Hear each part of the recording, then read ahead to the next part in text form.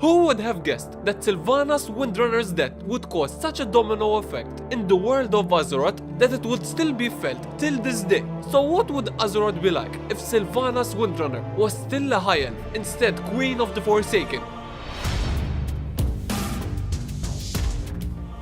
The Scourge invasion of Quel'Thalas is seemingly nearing its end, as Arthas had managed to push back the Ranger General of Silvermoon all the way back to Fairbreeze village. But as the Ranger General and her stalwart rangers prepared to make their final stand, a sudden wave of Hawkstriders came charging in from Silvermoon, as one of the runners Sylvanas sent managed to make it so he can inform them of the situation and bring reinforcements with him. So with the extra personnel and Sylvanas Windrunner in command, they managed to defeat Arthas and force him into a retreat.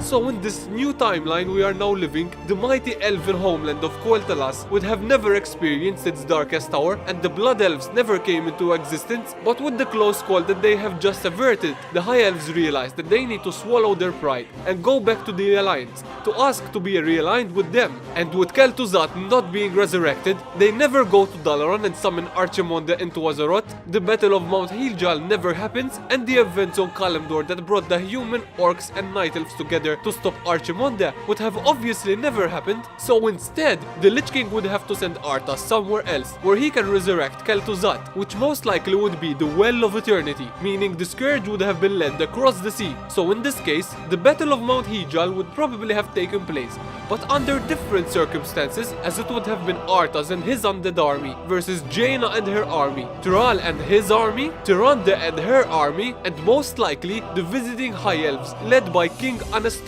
With such inconceivable odds against him, the Scourge would be defeated and the Lich King's champion would finally be dead. And because neither Archimonde or Kel'Thuzad were brought back into the world of Azeroth, the Burning Legion would have never invaded Azeroth to start the Third War. And with nothing to do after defeating the Scourge, the Alliance capitals plus Quel'Thalas, who would have been re-inducted into the Alliance by now, would join forces to eradicate the undead from Lordaeron and Northrend, making the Forsaken as we know today extinct.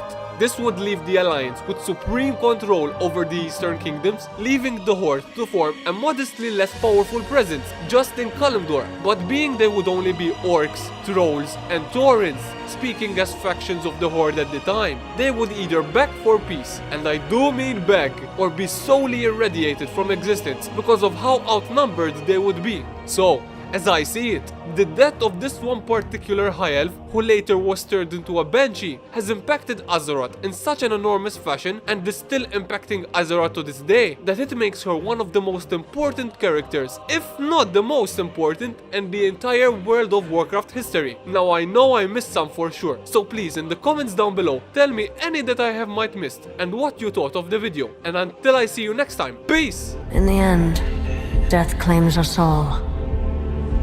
But the Horde will live on.